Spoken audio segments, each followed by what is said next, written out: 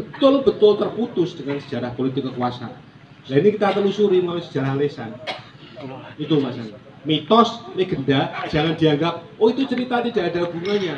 Di daerah Kembang sana ada cerita tentang Surogoto. Bukan masalah Surogotonya. Nanti kata-kata kunci di dalam mitos itu yang kemudian itu disamarkan oleh para pembuat mitos.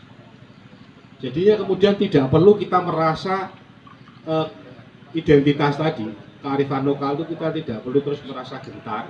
Oh seni anu Mas, kayak Bang Tigor. Oh seni tari itu mesti Gambyong itu dari Solo sing apik. Belum tentu. Dalam antropologi ada istilah high culture dan traditional culture atau high level dan low level. Seolah-olah bahwa keraton itu pasti terbaik dan masyarakat pesisiran itu mesti tidak betul. Kita bikin tayub. Kenapa menjadi negatif?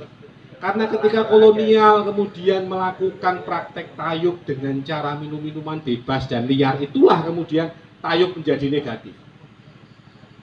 Tayub awalnya adalah sebuah penghargaan ketika di dalam upacara pengantin antara laki-laki dan perempuan itu harus harmonis.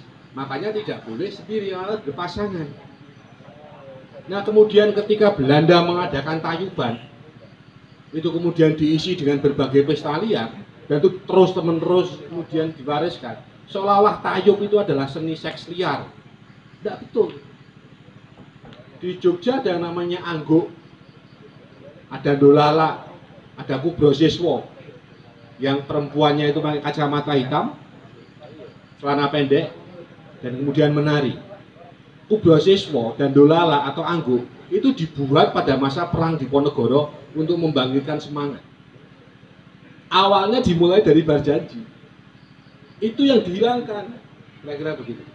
Maka sejarah seni tradisional itu kita pelajari, kita rekonstruksi kembali di Mindahan Kidul. Kalau ada tadi usulan Mas Tigor tentang tari, kalau Krido itu memang bagian dari seni Jepara ya Mas. Kita bikin tarian yang itu elegan dan yang lain-lain. Apakah seni seperti itu akan bertentangan dengan agama? Ya jenengan belajar Islam Nusantara. Nanti ketemu. Seluruh penyebaran Islam di dalam sejarah itu khusus di Nusantara tidak terjadi pendudukan wilayah dan penguasaan. Yang disebut Al-Futuhah dalam tradisi sejarah Islam dimulai kemana-mana dengan menduduki wilayah dan kemudian memaksa dan kemudian dengan cara tertentu mereka memberikan dakwah melalui politik dan kekuasaan. Harus diakui. Nanti saya tidak bawa. Saya menulis tentang peta kronologi peradaban Islam sejak Kanjeng Nabi lahir sampai tahun 2015 waktu itu. Saya terbitkan 2015. Satu peta ada peristiwa-peristiwa penting yang saya tulis di situ. Dan insya Allah kalau tidak ada halangan yang edisi buku tahun depan, Pak Igi mohon doanya. Cuma agak ini.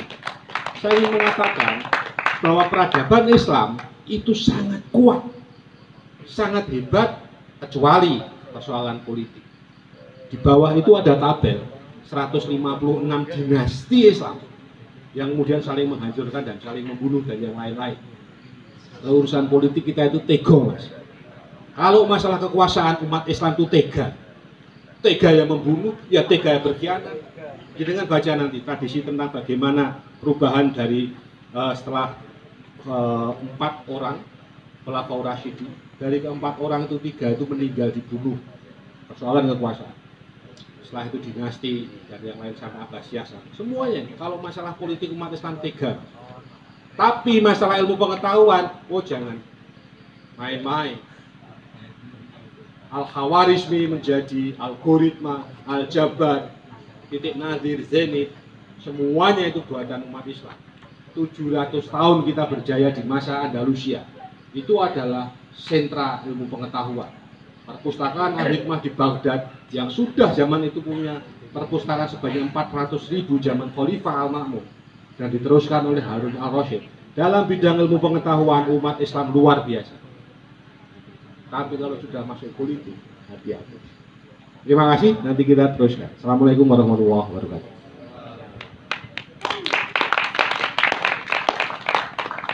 Kidung Tresno Nimas dak buntel rasa kapang iki dak simpen ing sentonging ati. Lamun wis meka mangsane bakal dak udal ana ing pangkonmu.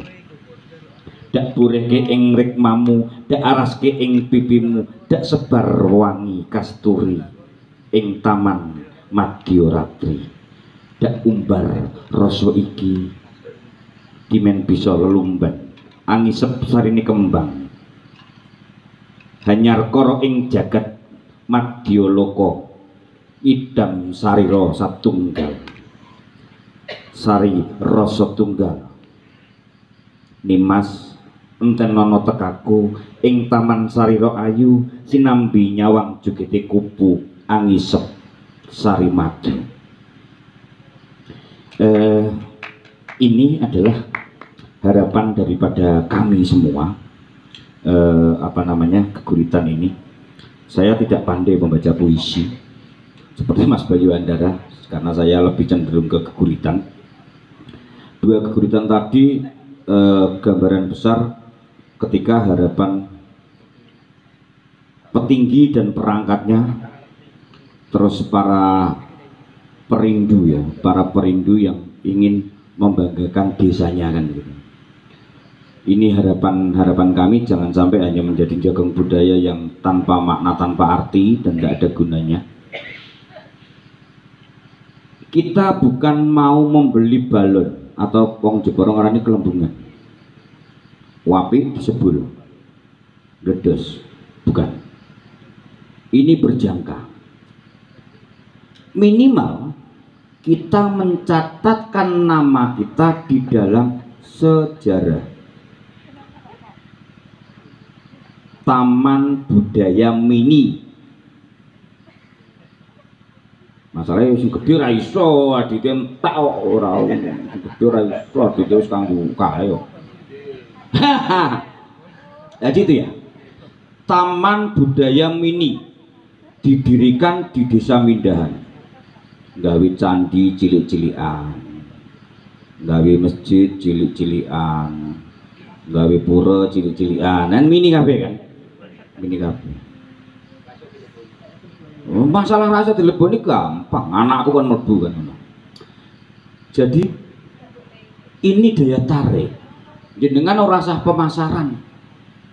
Ketika orang datang sudah memasarkan sendiri dengan IG-nya, dengan Facebook-nya.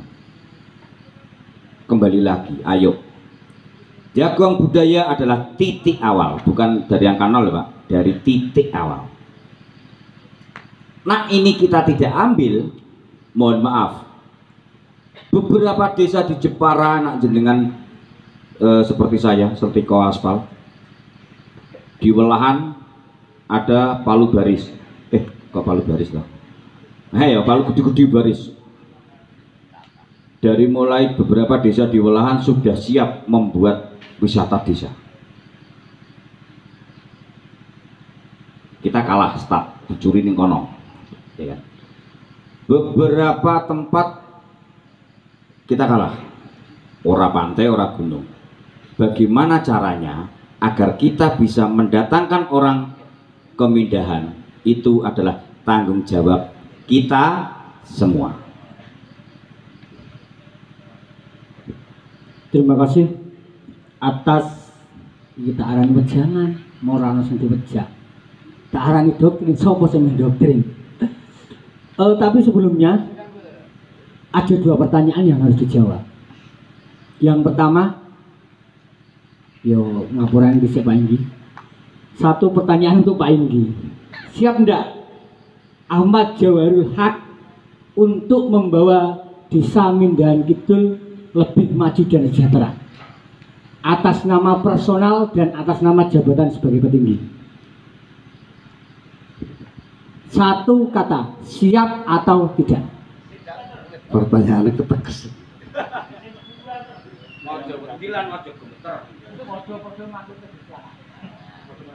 Pada dasarnya petinggi tidak bisa berjalan sendiri. Pada dasarnya petinggi itu hanya memberikan kebijakan atas musyawarah.